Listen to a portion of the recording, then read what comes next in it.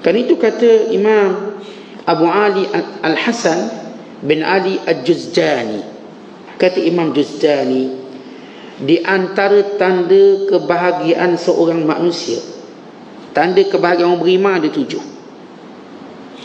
Tanda orang tu benar-benar bahagia, dia akan ada 7 perkara dalam hidup. Yang pertama, Allah mudahkan dia mentaatinya. Taisir at-ta'alai, dia dalam perkara taat pada Allah, dalam perkara ibadat pada Allah, dia permudahkan. Dia tak ada alasan, dia tak ada, kita katakan, lemah semangat, ataupun jenis keluk-kelek macam ni, kejap boleh, kejap tak boleh. Dia jenis orang yang Allah mudahkan ibadah. Masya Allah, mudahnya bangun subuh, mudahnya duduk dalam kuliah, mudahnya buka Quran dan baca, mudahnya mulut dia berzikir, mudahnya dia untuk salat sunat, mudah dia untuk buat. Mudah, ini tanda dia bahagia. Allah beri kebahagiaan pertama.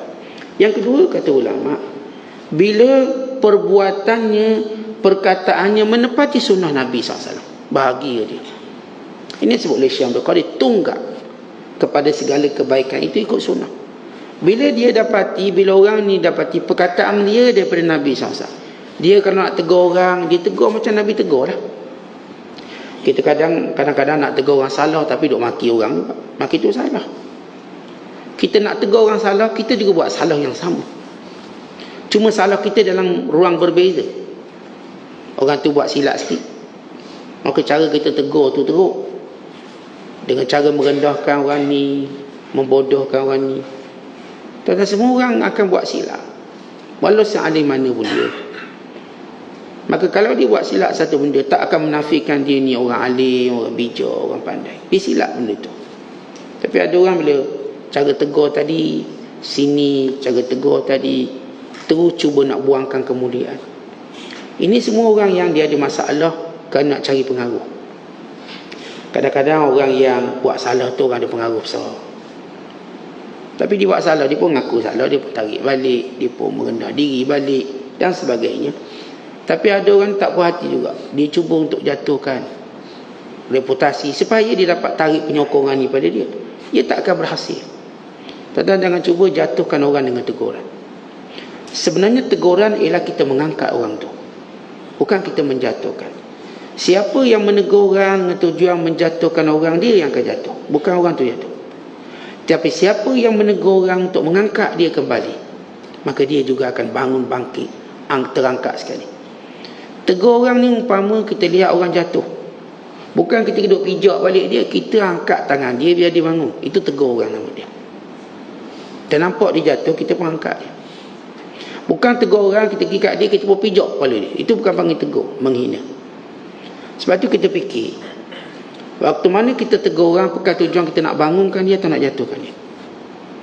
Kalau tujuan kita tegur nak jatuhkan dia, kita akan buat kesilapan yang sama yang dengannya kita akan jatuh.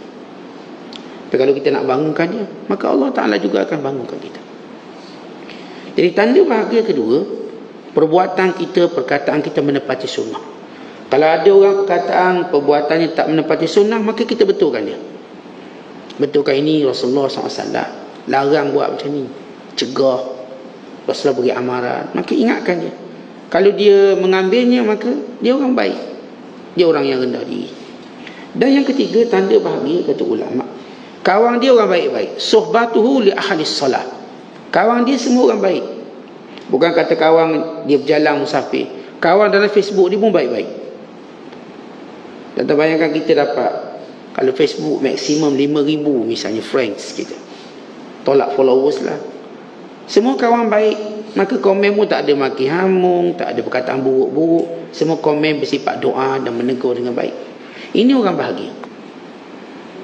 Sebab itu kita, lagi mana kita ada kawan yang tak baik, yang tegur kita dengan cara menghina, maka kita tak akan rasa bahagia.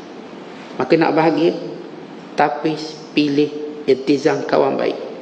Saya dah katakan pada kita bahawa kawan baik ini ialah satu pelaburan. Kalau tuan-tuan nak kaya, tuan-tuan fikir melabur, bisnes lah. Maka bila kita nak dapat kawan yang baik, kita pun kena melabur, kena beri hadiah, kena ajak dia makan. Itu pelaburannya. Rasulullah ajar tu. kena doakan untuk dia, kena sentiasa nasihat dia, dengar pula nasihat dia, berkongsi pula ilmu. Maka kita mesti melabur untuk dapat kawan baik. Orang yang nak dapat kawan baik tapi tak nak melabur, kedekut, dia tak akan dapat kawan baik. Sebab semua kawan yang baik terhasil dengan pelaburan yang baik. Sebab itu kalau kita bisnes dengan kawan lain, kawan baik kita, dengan orang lain. Sebab sahabat kita dah ambil untung dari situ, kebaikan dia. Kita dah ambil untung kat situ. Maka tak perlu lagi kita untung yang lain. Tapi kalau orang ni bukan sahabat kita, okeylah, kita boleh ambil fully bayaran ni. Tapi bila dia sahabat kita, kita mesti beri sikit pelaburan. Berapa mi rebus ni? RM8, tak apalah, RM7 je bayar. Kita melabur RM1 untuk ikat kawan yang baik. Maka kita untung sebab dia kawan baik. Maka kawan ni tak apalah, nanti kita nak tempah pula 400 bungkus. Dia bagi kebaikannya. Dia ingat kebaikan kita RM1. Nampak simple. Tapi itu pelaburan untuk kawan baik. Kawan yang baik, kita kata jomlah tidur rumah saya, kita melabur sikit lah. Itu sebaik-baik rumah yang ada bilik tetamu. Sebaik-baik rumah. Mana dia memang bersedia untuk tetamu. Ni duduk. Atau kalau dia tak mampu, tak apa, saya bayar homestay awak, hotel awak.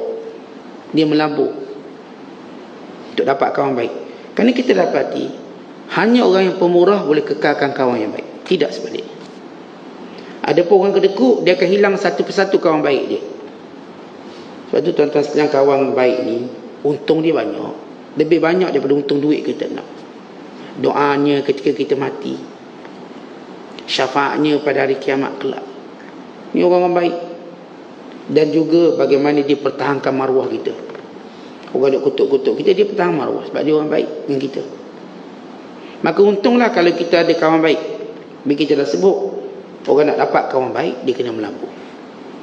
Hanya orang pemurah yang dapat pertahankan kawan-kawan yang baik. Tapi orang kalau dia ada sifat bakhil, kedekut, maka dia akan lihat dalam hidupnya satu persatu kawan baiknya tak ada.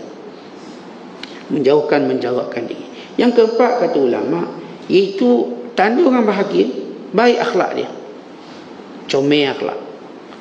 Kan itu kita tengok orang kalau perangai buruk, dia tu tak bahagia sebenarnya. Kalau dia cenderung maki orang, dia cenderung itu, dia tak bahagia. Tapi orang kita nampak baik akhlak, tutur kata dia baik, perbuatan baik, dia memang orang bahagia. Dan yang kelima, kata ulama, ialah dia suka melakukan kebaikan kepada makhluk Allah yang lain. Sama ada kebaikan tadi berupa harta benda, pertolongan dan sebagainya, dia suka. Semua makhluk Allah yang lain dapat kebaikan dia. Kucing pun dapat kebaikan dia, anjing pun dapat kebaikan dia, apatah lagi manusia yang beriman. Maka dia jenis orang mudah buat baik. Maka ini tanda orang bahagia. Sebab tu kita tengok orang yang buat baik, dia bahagia. Kalau dia belum bahagia, dia akan bahagia. Saat saya pun buat baik juga tak bahagia, tak, awak akan bahagia. Sampai satu masa, dia seorang ulama, dia asalnya seorang peniaga. Tapi waktu dia kat pasar, dia suka beri hadiah kepada budak-budak. Tengok budak-budak ambil coklat, ambil itu, dia suka. Dan dia suka tolong tengok orang susah-susah. Kalau kat pasar, dia suka beri sesuatu. Seorang ulama sufi agung waktu itu tengok dia, maka mendekatinya. Kamu akan menjadi orang yang hebat satu hari nanti, dia kata. Kamu akan jadi orang yang hebat, orang baik satu hari nanti. Dek, kerana sikap dia memang ada kedai kat pasar sebelum dia menjadi ulama besar tasawuf. Dan lepas pun dia masih lagi kekalkan kedai itu. Kerana ada kedai di pasar, di ruang kita buat baik lebih banyak pada orang lain. Sebab orang paling mudah bersedekah yang duduk kat pasar tu. Dia sedekah mudah je, 10 gram, 100 gram. Setiap hari dia boleh sedekah, setiap hari. Sebab itu para sahabat sebahagian besar duduk kat pasar, kerana mereka nampak kelebihan tu. Kita buat baik ni yang terlintas depan mata, yang ketuk pagar, sama kocik, barulah buat baik. Yang peniaga ni pelanggan datang, setiap hari dia boleh buat baik. Sikit banyak itu hal lain, tapi dia boleh buat baik. Maka orang ni pun kerana dia suka tengok budak-budak bagi kadang sikit, orang tua bagi sikit, maka Allah angkat kedudukan dia, sehingga beliau menjadi antara ulama yang dipegang kata-katanya. Hebat orang ni. Sebab apa? Dia suka buat baik. Itu tanda bahagia.